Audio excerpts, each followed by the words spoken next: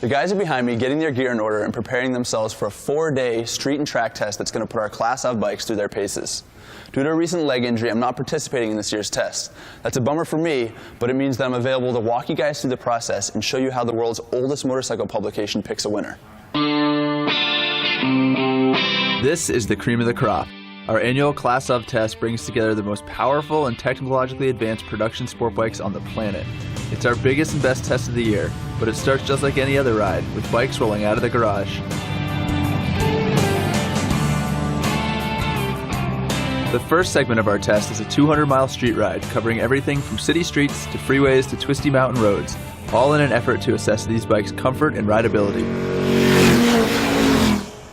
Riding the bikes in the street is a huge part of our evaluation process because in reality, that's where these bikes are going to spend most of their time. So I'm pretty curious to see how these hard-edged sport bikes are stacking up on the street. So let's talk to Zach and Bradley and get their impressions. Guys, you've logged a couple hundred miles on these bikes on the highway and in the canyons. I'm pretty familiar with these motorcycles, but tell me some stuff I might not already know. Well, I really like the KTM. It's got this super aggressive look, but it's actually pretty comfortable. You got adjustable subframe.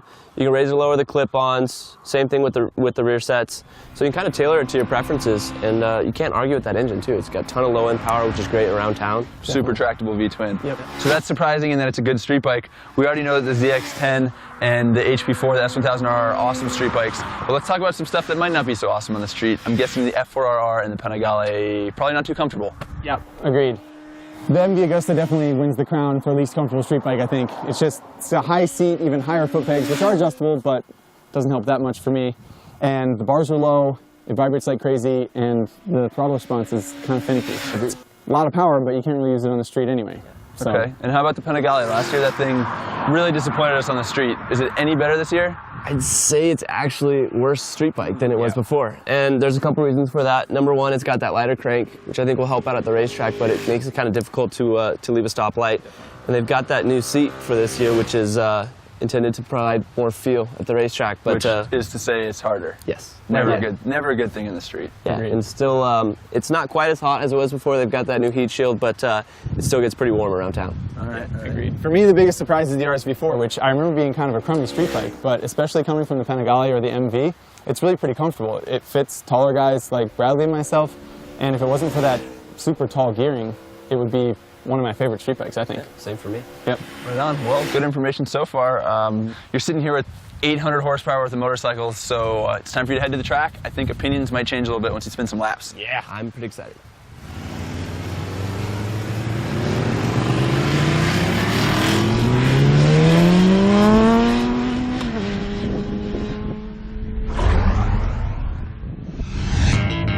With a long way to go before the end of the day, the guys have to beat feet to the racetrack. We'll be up early tomorrow to kick off 2 days of track testing.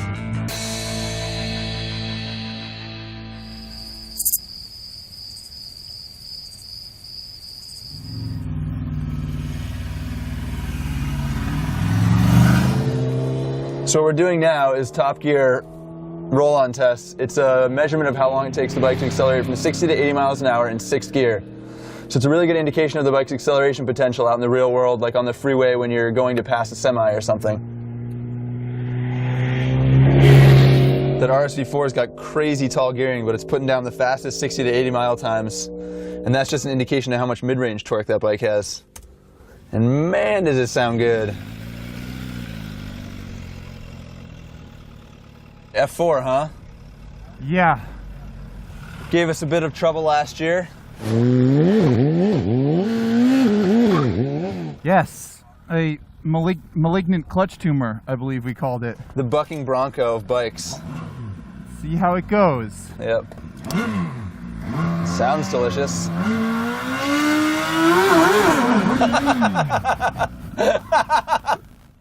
Dude, it just like sent 3 puffs of smoke off the back tire. I'm so glad you're doing that and not me. That was such a pain in the ass last year. What a mess.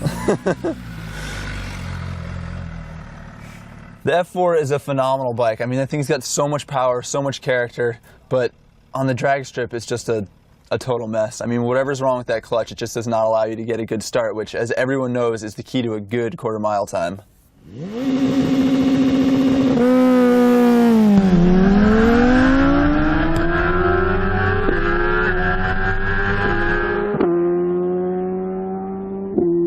Zach just clicked off a 9.91 second quarter mile at 145.25 miles an hour.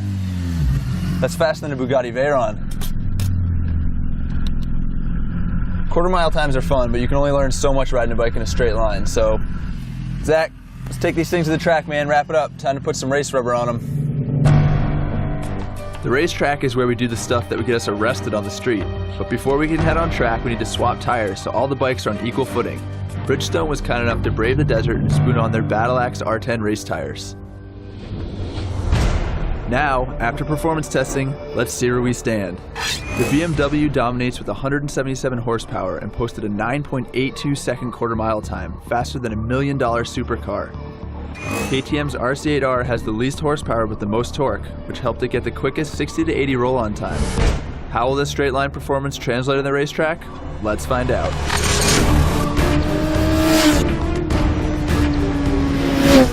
Lap times are the basic metric for track testing. Handling, acceleration, grip, cornering stability, brakes, and many other factors are what we aim to explore during this portion of the test. Yo, man. So this That's a fun motorcycle. Yeah, this V4 is one of our favorite engines. How does it compare to like the twins and the inlines? Yeah, I think it's great. I think the best thing about this bike, it doesn't ever feel like through the rev range, it doesn't ever really feel flat. Our growling, rumbling, two-time Class Up winner is back for 2013 with a lower price tag, second generation APRC electronics, ABS, and a bigger tank. After all, when you're cranking out 153 horsepower, you need a lot of gas. Every lap you ride this thing, it gets more and more fun. You just kind of get more comfortable on it. Yep, it's one of my favorites, man. I'm bummed I'm not out there riding it now. As the flagship superbikes for the most forward-thinking motorcycle companies in the world, this is the cutting edge. All of these bikes, except the KTM, are equipped with electronic rider aids, some more than others. Kawasaki's ZX-10R, for example, has ABS, basic power modes, and 3 levels of traction control. At the other end of the spectrum is BMW's HP4, which has every type of electronic rider aid available.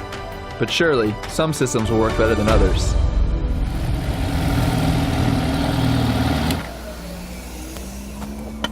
Mandango. Woo! This is one of those bikes that last year we were impressed with it, but we were only impressed with it because we had really low expectations, and we said it really needed an update. Can you tell the difference? Does it feel any different? Not really. No? Doing the same stuff? I mean, I feel like it's impressive for all the same reasons and it's disappointing for all the same reasons. The MV Agusta F4RR has an updated engine, a new ECU, and electronically adjustable suspension. The engine dynamic is much better, so when the power comes on, it's a little bit easier to deal with, but the ride-by-wire throttle is really light, and it makes throttle modulation difficult, and when TC engages, it engages really abruptly, so it's difficult to tell exactly what to expect. It fights itself. Kawasaki's ZX-10R is the only competitor from Japan, and amongst these high-priced European brands, it's the least expensive option. For this year, the bike is equipped with ABS and an electronic steering damper, as well as the standard KTRC and ride mode package. What are your impressions? I mean, don't you think that the fact that we're even talking about it next to $25,000 and $30,000 bikes Literally next to them. says something? I mean, it really says a lot about this bike that we included. It was the winner of our class of 2012 Japanese shootout, and we included it in the European shootout because it really does stack up. I mean, it goes fast, it's got traction control, it's got ABS, it's got ride modes. Tires are torched, man. I mean, you've turned 30 laps on this rear, so is the KTRC working? Is it letting you, get the most out of it? Yeah, I mean, it's great. It's the same as it's ever been. It's just seamless, linear, easy to use. Hanging it out there out of the corner? Yeah, it's making me feel like a superstar, that's Dude, for sure. it does. There's no doubt about it. Traction control makes you feel like a hero, and this is a good system. I mean, I think it's a good package for any price, much less the least by far. Yep. Half as much as our most expensive bike. Yep. Another notable contender at about the same price as the Kawasaki is the KTM RC8R. This is a no-nonsense superbike. I definitely am a fan of this bike. And I think a lot of it is just because it's so unintimidating to ride. I mean, it doesn't have the peak power numbers that the BMW or the MV have, but it's still a lot of fun. Makes real tractable power, so you can kind of put the power down real nicely coming out of the corner. And this is the only analog bike here. It doesn't have a quick shifter, doesn't have traction control, doesn't have electronic anything. I mean, it's fuel injected, but beyond that, it's just your analog, big bore superbike. I still like it. I still think it's a great motorcycle. I think I could go buy one of these and have a ton of fun at any track day. I know it's a comfortable motorcycle on the street. Just a really easy motorcycle to ride, and at the same time, it's a lot of fun to ride, you know? Cool. Doesn't have that in-your-face power, but it gets the job done, no doubt. Then there's the highly anticipated Panigale R, a $30,000 homologation special built as a platform for Ducati's World Superbike racing program. I think it's definitely worth the extra money. Yeah? Yeah, I think it's definitely a better motorcycle. The Panigale R has titanium connecting rods, a lighter crank, and shorter gearing, all to enable it to rev up quicker. It's got a higher redline than before, and as always, it's outfitted with an overwhelming array of electronic features. That includes traction control, variable engine braking, forged wheels, an iPhone-like dash, and electronically adjustable Olin suspension. And I think another big thing is just how light it feels. Well, it is the lightest bike here. Wet weight was 431 pounds, which is, I mean, that's 600 territory. Yeah. The Panigale R worked better on track than the S we tested last year, but the bike that's made the biggest transformation is the BMW. I mean, it's just an absolute monster anytime you open the throttle. BMW's HP4 adds to the excellent S1000RR platform with dynamic damping control suspension, forged aluminum wheels, updated traction control, and an Akrapovic exhaust. I mean, to think this is the same bike that we rode on the street yesterday, Without having to actually change anything. it's pretty amazing. Just absolutely perfect. I mean, really no complaints. The MV and the Panigale both have electronically adjustable suspension, but the HP4 is the only bike that adjusts the damping automatically up to 100 times per second all the time. This is such a groundbreaking and significant machine that we've already dedicated an entire episode to it. And now that it's alongside some competition, the HP4's performance is even more impressive. An expanded DTC system offers 15 levels of intervention compared to the S1000RR's 4. That adjustability allows riders to fine-tune TC to suit skills, tires, and conditions. It's a highly functional and extremely adjustable setup. After 4 days of testing, 18 sets of race tires, and literally hundreds of laps, it's time to make a decision and pick our class of 2013 valedictorian. All of these machines are impressive, but only one bike will graduate with the highest honors. The first bike to go is the MV Agusta. The update helps, but not enough to keep up with this company. This is a class where electronics are increasingly important, and as well as it works, the KTM just doesn't stack up. The ZX-10R is still the best bike from Japan, offering basic electronics at a basic price. But amongst this crowd, it lacks charisma and that knife-edge feel that we demand in a superbike. And then there were three. The Ducati Panigale R, the Aprilia RSV4 Factory, and the BMW HP4.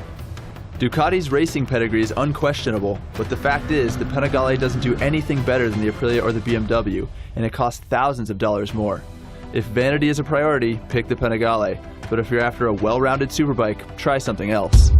For example, the RSV4 or the HP4. Aprilia's V4 superbike has won this competition twice over, impressing testers with huge power, telepathic handling, world-class electronics, and an absolutely intoxicating exhaust note. It was hard to make a decision between these two bikes, but we ultimately went with the HP4. It is such an incredible street bike and unbelievably fast on the track. This is the sharpest point of the cutting edge, the future of motorcycle technology. If we could only pick one bike for our garage, we'd pick the BMW HP4, our class of 2013 winner.